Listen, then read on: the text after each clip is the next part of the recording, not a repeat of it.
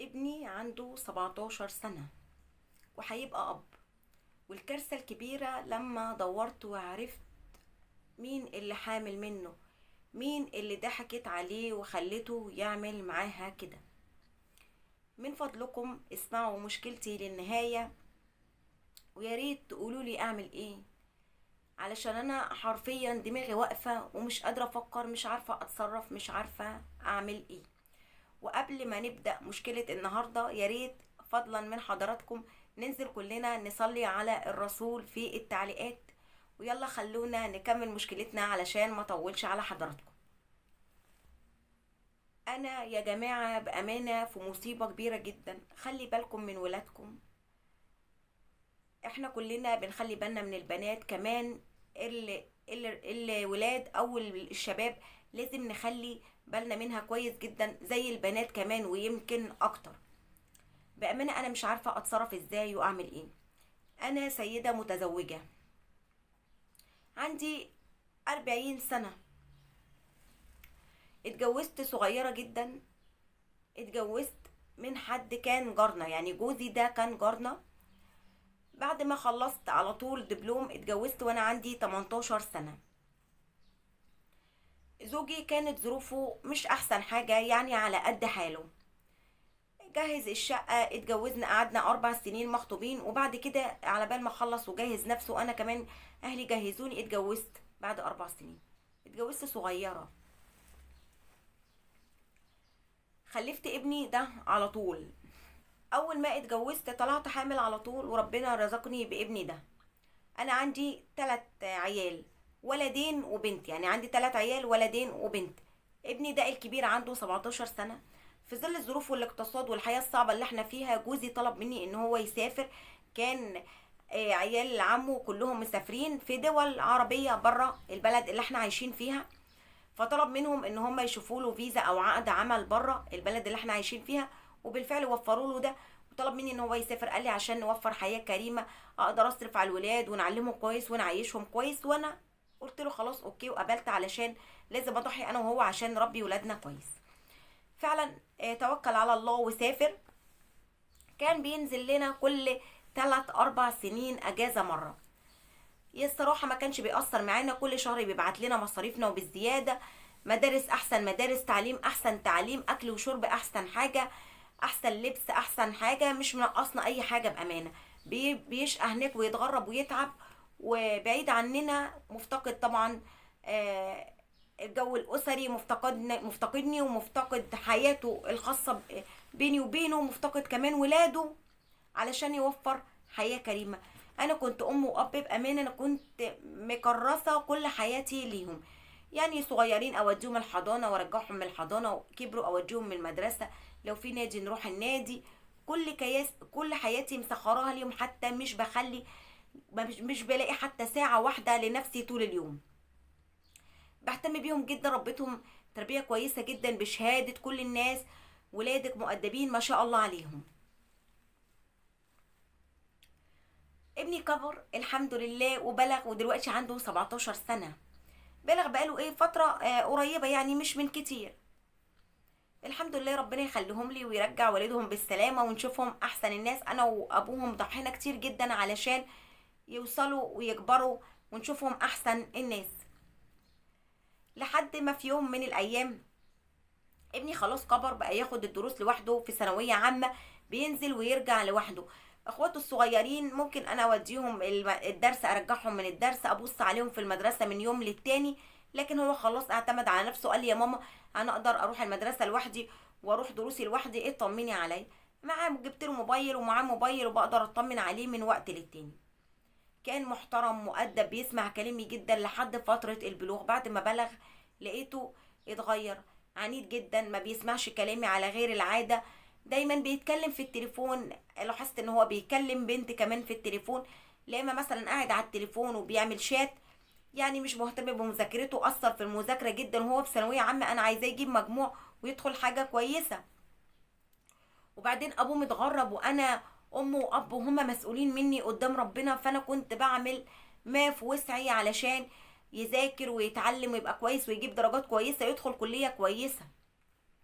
اتكلمت معاه بالراحة، بلاش كلام في التليفون كتير. انت بتكلم حد، طب اعتبرني اختك، اعتبرني صاحبتك، ما تعتبرنيش مامتك. انت تعرف بنات؟ لا يا ماما، مفيش الكلام ده. سبته براحته. جه في يوم من الايام قال لي ايه، انا نازل الدرس. بالصدفه انا كنت واقفه في البلكونه، قلت له خلاص روح يا حبيبي ما تتاخرش. كنت بنشر الغسيل في البلكونه بالصدفه. فهو قال لي انا نازل الدرس، فانا واقفه في البلكونه بالصدفه ببص عليه، قلت ايه ده؟ ده ما خرجش، امال راح فين؟ ده قال لي رايح الدرس. فهو كان عنده صديق او صاحب معاه في المدرسه كمان، وبيروح معاه الدرس في نفس البيت بتاعنا، يعني في نفس السكن بتاعنا بس في الدور اللي فوقينا. فقلت ايه، ممكن نزل هو وصاحبه، انا ما اخدتش بالي منه. عادي، انا بنيه سليمه مش في بالي اصلا. راح ايه، دخلت بعد ما نشرت الغسيل بقول لاخوته، انتوا ما شفتوش اخوكوا نزل؟ هو اخوكوا نزل ولا؟ قالوا لي ده نزل. قلت لهم انا ما شفتوش لما خرج من باب العماره. قالوا لي يمكن هو خرج وانت ما اخدتيش بالك منه.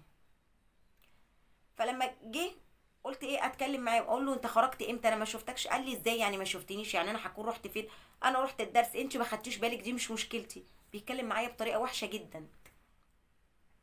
قلت خلاص يمكن انا ما خدتش بالي، بس المره الجايه انا لازم ابص عليه واتاكد بيروح فين، علشان انا ملاحظه شميت فيه ريحه تدخين كده، ان هو بيدخن، بيكلم بنت في الموبايل، دايما ما بيذاكرش، مش مهتم بمذاكرته، بقى عنده حاجات تانية اهم من المذاكره. انا لازم احط عيني عليه الفتره الجايه واشوفه بيعمل ايه. عدى كام يوم وقال لي يا ماما انا نازل الدرس. قلت له روح يا حبيبي ما تتاخرش وابقى طمني عليك. المره دي بقى انا بالفعل رحت البلكونه ابص عليه اشوفه خرج من البيت، ما لقيتهوش، فعلا خرج. اتاكدت فعلا، ما كانش بقى في ايدي حاجه ولا بنشر ولا مشغوله باي حاجه. اتاكدت فعلا ان هو ما خرجش من باب العماره. طب راح فين؟ قلت خلاص لما يجي انا هتكلم معاه. لما جه بتكلم معاه للمره التانية، انت كل مره ظلماني، يعني هروح فين؟ انا خرجت، انت ما شفتنيش، دي مش مشكلتي. كان نفس الرد اللي ردوا عليا في المره الاولانيه.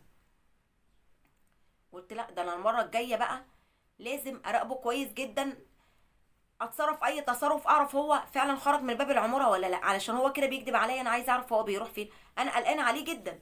وانتوا عارفين قلب الام لما بيحس ان في حاجه بس انا مش عارفه ايه اللي بيحصل. جه المره اللي بعد كده قال لي انا نازل رايح الدرس. قلت له تمام ما تتاخرش زي كل مره. مجرد ما هو قال لي انا نازل رايح الدرس، رحت انا مشيت وراه على باب الشقه جري، بصيت عليه من عين السحريه بشوفه هو رايح فين. اخر الطرقه عندنا شقه، واحده جارتي قصادنا كده اخر الطرقه. العين السحريه بتاعتي تشوفها، يعني انا اقف على الباب بتاعي ابص في العين السحريه اشوف جارتي دي اخر العين السحريه، اخر الطرقه بشوفها. الست دي مطلقه، مش كويسه، اخلاقها مش كويسه، اسلوبها مش كويس حتى مع الجيران. الناس بتقول عليها كلام مش كويس. هي مؤجره، يعني هي مش صاحبه الشقه، مش صاحبه الشقه، هي مش تمليك. هي الشقه في حد مأجرها لها، يعني صاحب الشقه مأجرها لها، هي مؤجره بالشهر يعني، مش صاحبه الشقه اللي هي ساكنه فيها. لقيت ابني ضرب الجرس والباب اتفتح والست دي خرجت، اهلا يا حبيبي، وراحت مدخلاه وقفلت الباب وراها، وانا كل ده ورا الباب بتاعي ببص من العين السحريه مش عارفه اتصرف ازاي. قعدت بتاع ربع ساعه كده مش مصدقه ايه اللي بيحصل، ايه اللي مدخل ابني عند الست زي دي، ايه اللي بيدخل ابني جوه، ايه اللي بيحصل ده، انا مش مصدقه اللي بيحصل. هديت كده وقلت اتمالك اعصابي شويه، مش عارفه اتمالك اعصابي ابدا. ورحت فاتحه الباب جري وقعدت اهبد على الباب بتاع جارتي ده واخبط، ايه اللي مدخل ابني عندك، ايه اللي جاب ابني عندك؟ راحت قالت لي تعالي يا حبيبتي اتفضلي بالراحه كده من غير مشاكل من غير فضايح، تعالي اتفضلي وانا هفهمك كل حاجه. انا دخلت على البيت جري جوه شقه الست اللي مش كويسه دي، ببص على ابني في البيت، لقيت ابني قاعد كده على الركنه ومريح كده ومرحرح واخد راحته في البيت كأن البيت بيته. مسكت فيه قلت له انت ايه اللي جابك هنا، ايه اللي دخلك عند الست دي؟ راحت قالت لي بالراحه، انت بتتكلمي كده بالطريقه دي ليه، بتتعصبي ليه؟ راح هو قال لي على فكره يا ماما، راح هو قال لي راح هو قال لي على فكره يا ماما انا متجوز الست دي ودي حامل مني. راحت هي قالت لي على فكره ده جوزي وانا حامل منه. رحت قلت لهم انتوا اكيد بتهرجوا، ده مش صحيح، انتوا بتهزروا معايا. راحت قالت لي بهزر معاكي ايه، على فكره انا متجوزاه عرفي. راح هو رد قال لي ايوه يا ماما انا متجوزها عرفي، انا متجوزها عرفي والست دي حامل مني. قعدت الطم على وشي واصرخ مش عارفه اعمل ايه، مش ازاي ده حصل؟ ده انت لسه عيل، ده انت قد امه، انت ازاي تعملي حاجه زي كده؟ ضحكتي عليه، استغلتيه، ده طفل ما يعرفش يعني ايه جواز، ده لسه بالغ من كام يوم. راحت هي بقى جت جنبه بمنتهى بقى السهوكه والتصرفات اللي انتوا فاهمينها دي. ازاي ده بقى راجل، ده مسؤول مني وانا حامل منه، وهيبقى اب عن قريب وما اعرفش ايه. بس ما تخافيش، على فكره انا اول ما اولد الطفل ده انا همشي ومش عايزه اعرف عنكم اي حاجه، ولا انتوا كمان تعرفوا عني اي حاجه. قلت لها طب ما اتجوزتيش ليه حد مناسب ليكي، راجل مناسب ليكي من سنك؟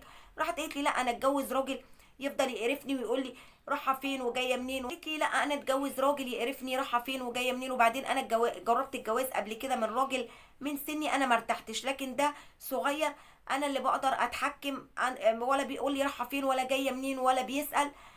ده عيل صغير انا اتجوزته علشان احقق حلم الامومه، انا عايزه ابقى ام. انا اتجوزته عشان ابقى ام، وبعد كده بعد ما اولد العيل ده ما تقلقوش انا مش هخليكم تنسبوا الطفل ده ليكم ولا يكتبوا باسمه. انا اول ما اولد همشي على طول ومش هقعد هنا خالص، وهاخد الطفل ده وامشي. انا مش عايزه منكم اي حاجه غير الطفل وبس.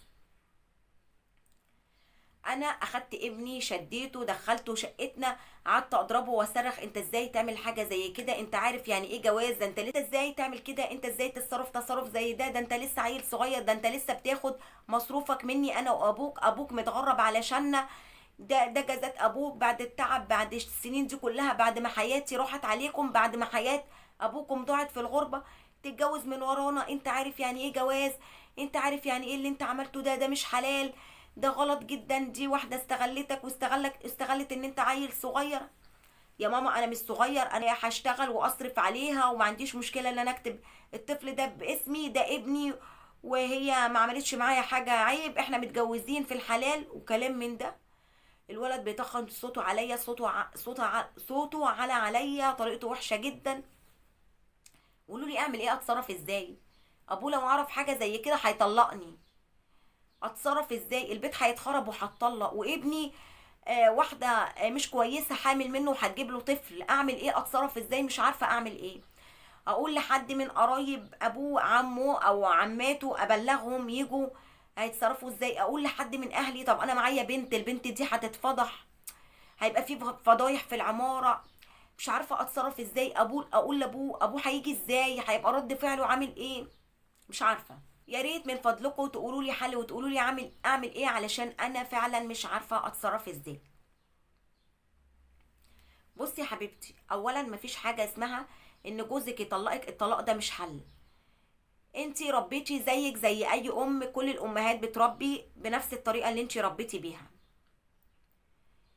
الست دي ست مش كويسه، واستغلت ان هو طفل وسائل الاختيار، ما يعرفش اصلا يختار، ما يعرفش يعني ايه مسؤوليه، ما يعرفش يعني ايه جواز، ما يعرفش ان هي هتحمل ويبقى اب في يوم وليله كده في لحظه.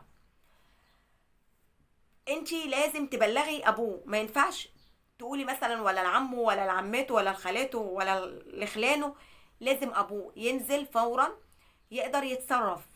البيبي ده مثلا لو في اول شهور حمل تقدروا تتخلصوا منه، ولو انا حرام مش بفضل يعني ان احنا نموت روح، انا مش بفضل كده ابدا، بس يعني تقدروا تتصرفوا في البيبي ده. كمان تقدروا زوجك يقدر يتصرف مع الست دي، تقدروا كمان تروحوا اسم الشرطة، تثبتي حالة، تعملي محضر باللي حصل، ان ده قاصر، ابنك ده قاصر، لسه ما بلغش سن الرشد، ما بلغش 21 سنة، الست دي استغلته، ست مطلقة، ست مش كويسة، كتبت ورقة كده، الورقة دي اصلا ما فيش حاجة اسمها ورقة كده بيني وبينه وده جواز، ما فيش حاجة اسمها جواز بالشكل ده. الجواز اشهار واعلان والناس كلها تعرف ان ده زوجي، ده قاصر، ازاي يتجوز؟ ده لازم له ولي يعني. كمان تعرفي ابوه ويجي فورا ويقدر يتصرف معاكي وتتخلصوا وتتصرفوا في الموضوع ده.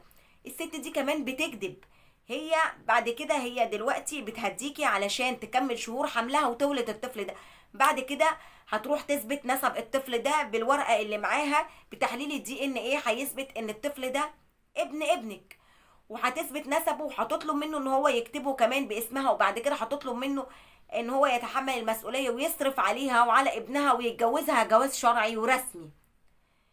فهي بس دلوقتي بتهديكي علشان موضوع حملها ده يكتمل. لازم تتصرفي في اسرع وقت، تروحي تعملي محضر باثبات الحاله دي على بال ما ابوه ينزل من السفر، وابوه ينزل ويقدر يتصرف معاكي. ما ينفعش تسكتي. مستنيه طبعا راي الناس اللي بتسمعنا وبتشوف الفيديو بتاعنا النهارده. نصيحه مني، تخلوا بالكم من ولادكم الصبيان زي البنات بالظبط. احنا بنخاف على البنات كمان نخاف على الصبيان. مثلا ولد زي ده صغير ما يعرفش يعني ايه جواز، ست زي دي استغلته اسوأ استغلال واتجوزته بورقه ملهاش اي لازمه، على انه ده جواز عرفي وعلى انه ده حلال، وطبعا ده مش حلال ابدا، وهي حامل منه وحققت رغبتها ان هي تبقى ام وتخلف، علشان هي بني ادمه اصلا فاشله ما قدرتش تكمل حياتها مع زوج يناسب لسنها عاقل بالغ راشد زيها. استغلت الطفل ده. فخلي بالكم من ولادكم وبناتكم، مش بناتكم بس. مستنيه راي حضراتكم في التعليقات، يا ريت تقولوا راي حضراتكم للست اللي بتسمعنا صاحبه المشكله النهارده. لو عندكم مشكله تقدروا تكتبوا لي هنا في التعليقات، وطبعا زي ما انتم شايفين بسردها في سريه تامه.